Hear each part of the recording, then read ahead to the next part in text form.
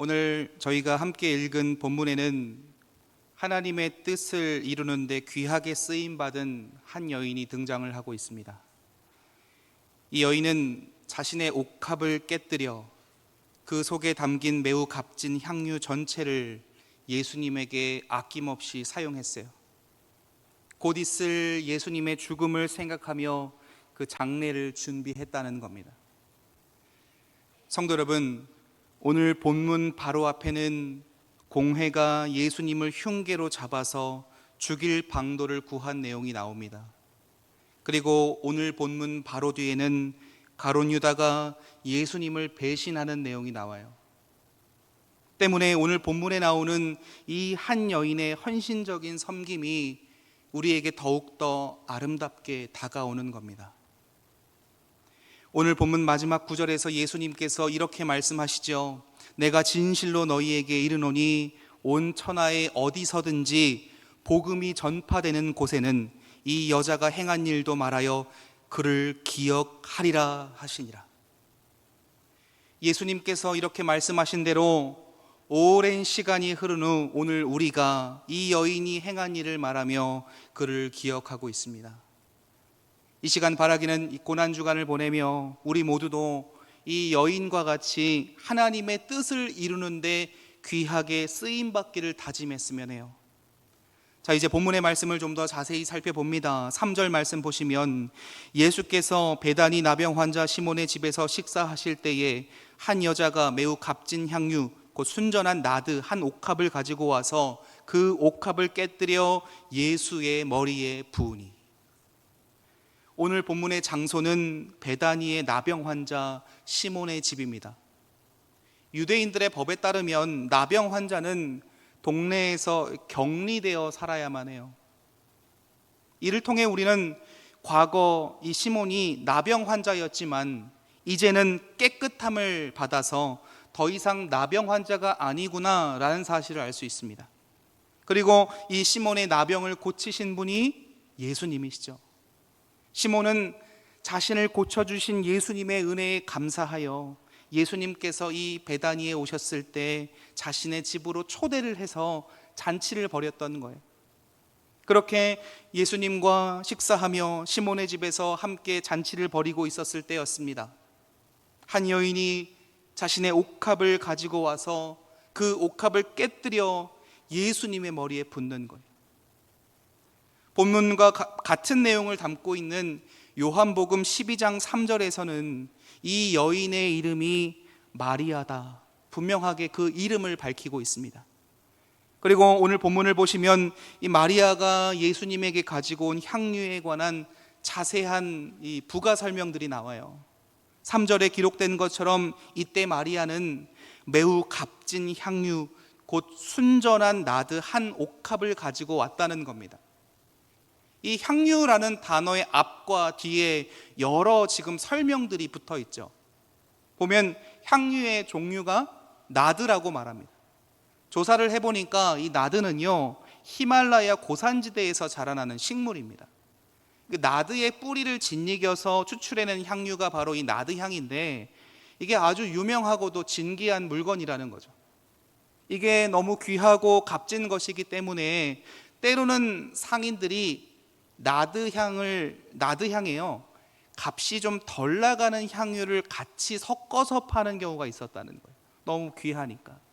근데 오늘 본문에서 이 마리아가 예수님에게 가지고 온 향유는 불순물이 전혀 섞여 있지 않은 순전한 나드향이었다라고 말하죠. 근데 이 나드향이 또 어디에 들어가 있습니까? 옥합에 들어있다는 거예요. 우리말 성경의 옥합이 헬라어 알라바스터를 번역한 겁니다. 이 알라바스터는 본래 애굽의 한 지명을 말하는데 당시 그곳에서 나는 돌로 만든 병이 이 향유를 담는 병으로서는 최고품으로 간주되었다는 거예요. 그러니까 귀한 나드향을 담고 있는 옥합 역시도 귀한 물건이었다. 또 요한복음 12장 3절 말씀 보면 그 옥합 안에는 나드향이 한 근이 들어있었다라고 기록합니다. 오늘날로 말하면 300g이 넘는 거예요. 제가 향수에 관심이 없습니다. 향수에 관심이 없어서 시중에서 돈을 주고서 향수를 사본 적은 없지만 시중에서 파는 향수병이 보통 30ml, 30g 정도의 향수가 들어있다고 해요. 그러니까 이 여인이 가지고 온 것은 이보다 10배가 넘는 정말 많은 양의 향유였다라는 겁니다. 여러분, 이런 설명을 들으니까 좀 어떻습니까? 이때 마리아가 가지고 나왔던 향유가 얼마나 값진 것인지 감이 오십니까? 그리고 사실 오늘 본문에는 향유가 얼마나 귀한 것인지 알 수 있는 보다 명확한 근거가 또 써 있어요. 5절 말씀 보시면 그 자리에 있던 사람들이 그 향유를 팔면 300데나리온 이상을 받을 수 있겠다, 이렇게 여겼다는 거예요. 이는 당대의 노동자가 꼬박 1년 동안 일을 해야 얻을 수 있는 연봉이에요. 근데 지금 마리아는 그 값비싼 옥합을 깨뜨렸다는 겁니다. 마리아는 옥합에 들어있는 향유 한두 방울을 예수님에게 떨어뜨리는 것이 아니에요. 옥합을 깨뜨려서 그 안에 있는 향유 전체를 예수님에게 사용했다는 겁니다. 자, 그렇다면 이 귀한 옥합을 깨뜨린 마리아의 의도가 무엇입니까? 옥합에 들어있는 이 향유뿐만 아니라 그 귀한 옥합마저도 오직 예수님 한 분만을 위하여 사용하겠다는 거죠. 얼마나 아름다운 섬김과 헌신입니까? 또 오늘 본문에서 이 여인이 향유를 붓는 모습을 보세요. 3절 끝에 보시면 마리아가 먼저 예수님의 머리에 향유를 붓습니다. 그리고 본문 8절 말씀 보시면 예수님의 몸에 향유를 부었다라고 말하고요. 동일한 기록이 쓰여 있는 요한복음 12장 3절에서는 예수님의 발에 부었다라고 나옵니다.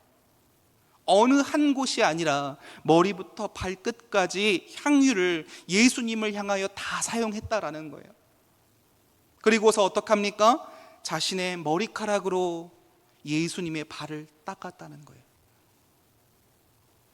다른 사람들 앞에서 여인이 자신의 머리를 푼다는 것은요, 당대 유대 사회에서는 굉장히 수치스러운 일로 여겨졌습니다. 근데 마리아는 자신의 그러한 부끄러움을 전혀 개의치 않고 예수님을 지금 지극한 정성으로 섬기고 있는 거예요. 사랑하는 성도 여러분, 이 말씀에서 중요한 부분이 무엇이냐면 이때 마리아가 예수님을 섬긴 것은 예수님에게 무엇인가를 구하기 위해서가 아니었다는 겁니다. 마리아는 이때 예수님에게 아무것도 구하지 않았어요. 그저 예수님을 사랑하기 때문에 자신의 모든 것을 바쳐 예수님을 섬기는 겁니다. 이처럼 이 사랑의 힘이라는 것은 참 놀라운 것 같아요. 자신의 귀한 거, 그게 만일 생명이라 할지라도 자신이 진정으로 사랑하는 사람을 위해서라면 쓸 수 있는 거죠. 우리 예수님께서 부끄러움을 개의치 아니하시고 우리를 위하여 십자가에 달려 돌아가셨습니다. 창조주 되시는 성자 하나님께서 우리를 위하여 피조물들에 의하여 죽으셨다는 거예요. 왜요? 예수님께서 우리를 너무나 사랑하시기 때문이죠. 여러분, 우리 역시도요, 본문의 마리아처럼 우리의 마음을 다하고 우리의 모든 것을 다 바쳐서 예수님을 뜨겁게 사랑할 수 있어야만 합니다. 자, 그렇다면 이제 이 여인의 행동에 대한 다른 사람들의 반응을 좀 볼까요? 4절 말씀 봅니다. 어떤 사람들이 화를 내어 서로 말하되 어찌하여 이 향유를 허비하는가? 오늘 본문은 그저 막연하게 어떤 사람들이라는 기록을 하고 있죠. 근데 이와 동일한 내용을 가지고 있는 마태복음은 명확하게 제자들이 마리아가 한 일을 보고 분개했다라는 기록을 하고 있습니다. 그리고 또 다른 복음서인 요한복음에서는요, 가룟 유다 혼자서 마리아의 행위를 불평했다라는 말씀을 기록하고 있어요. 종합을 해보면 가룟 유다가 제자들이 화를 내도록 주도했다는 것을 알 수 있어요. 그렇게 예수님을 가장 가까이서 섬겼던 제자들이 화를 냈습니다. 그리고 본문을 원어로 보면 현재 분사형으로 되어 있어요. 쉽게 말해서 현재 진행형입니다. 그러니까 제자들이 화가 나가지고 계속해서 씩씩거렸다는 거. 마리아가 옥합을 깨뜨려 그 안에 든 향유 전체를 예수님께 붓는 것을 보고 그들은 그것을 그냥 아쉬워한 정도가 아니라 그 행위에 대하여 심하게 화를 냈다는 거예요. 자, 그렇다면 이들이 대체 뭐라고 화를 냈습니까? 서로 말하되 어찌하여 이 향유를 허비하는가? 마리아가 값비싼 향유를 낭비했다, 혼을 냈다는 거예요. 자, 그렇다면 여러분, 지금 마리아가 남의 것을 임의로 사용했습니까? 아니죠. 마리아는 자신의 것으로 예수님을 섬겼어요. 따라서 제자들은 마리아에게 뭐라고 할 만한 자격이 없는 거예요. 근데도 지금 화를 내고 있습니다. 그리고 그들이 화를 내면서 했던 말들을 보세요. 14장 5절의 말씀 보면 이 향유를 300데나리온 이상에 팔아 가난한 자들에게 줄 수 있었겠도다 하며 그 여자를 책망하는지라.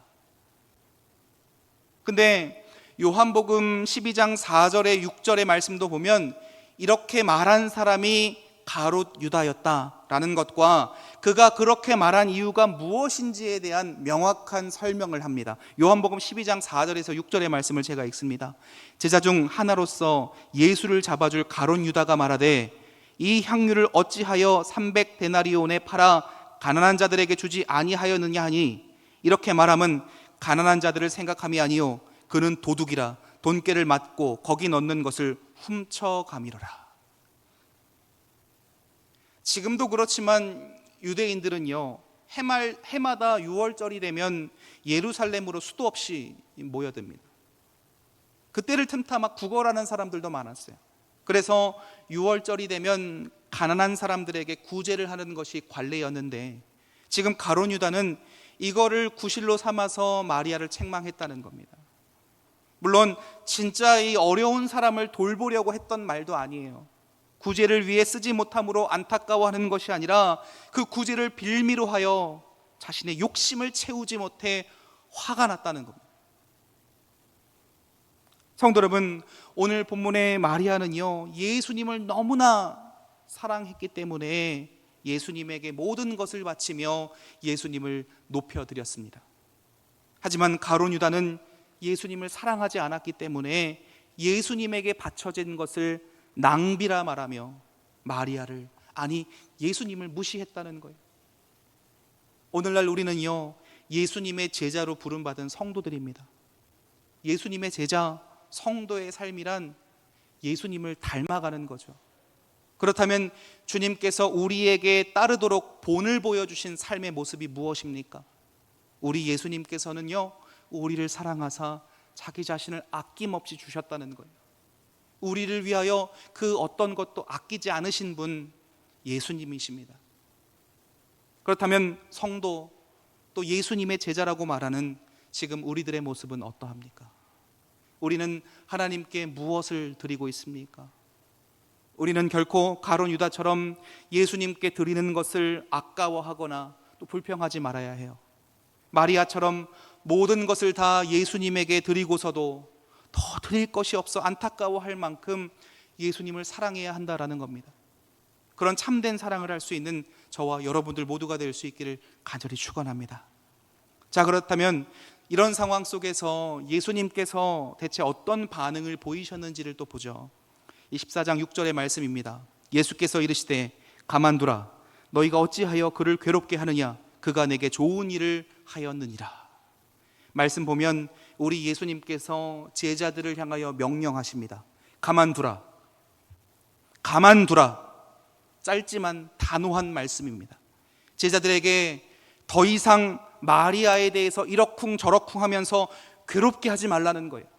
그리고서 질문하시죠. 너희가 어찌하여 그를 괴롭게 하느냐. 마리아는 예수님을 사랑하는 마음으로 정성껏 예수님을 섬겼어요. 근데 제자들은 지금 화를 내며 마리아를 괴롭히는 거예요. 그래서 예수님은 제자들을 책망하시며 마리아를 괴롭게 하지 말라 말씀하시는 겁니다. 그리고서 마리아의 행동에 대한 말씀을 하시죠. 그가 내게 좋은 일을 하였도다. 제자들은 겉만 보고서 마리아가 한 일을 낭비라고 말하며 그를 책망했어요. 그러나 예수님은 그 속을 보고서 마리아가 예수님에게 좋은 일을 하였다 말씀하며 그를 칭찬하시는 겁니다. 그리고 계속해서 예수님은 이 마리아를 옹호하시면서 계속해서 칭찬하시는 이유에 관하여 말씀하시는데 14장 7절 보시면 가난한 자들은 항상 너희와 함께 있으니 아무 때라도 원하는 대로 도울 수 있거니와 나는 너희와 항상 함께 있지 아니하리라. 아멘. 예수님의 말씀은요, 가난한 자들과 예수님을 지금 비교하고 있어요. 가난한 자들, 제자들과 항상 함께 있습니다. 언제든지 원하는 대로 도울 수 있어요. 개개인이 마음을 먹는다면 도울 수 있는 겁니다. 근데 예수님은 어떻습니까? 그들과 항상 함께 계시지 않는다는 거예요. 따라서 아무 때라도 원하는 대로 섬길 수 없는 거죠. 우리 주님의 계명 중에요, 내 이웃을 내 자신과 같이 사랑하라 라는 말씀이 있습니다. 근데 이것보다 앞선 계명이 있죠. 내 마음을 다하고 목숨을 다하고 힘을 다하여 주 너의 하나님을 사랑하라. 이것이 모든 계명 중에 첫째가 되는 계명입니다.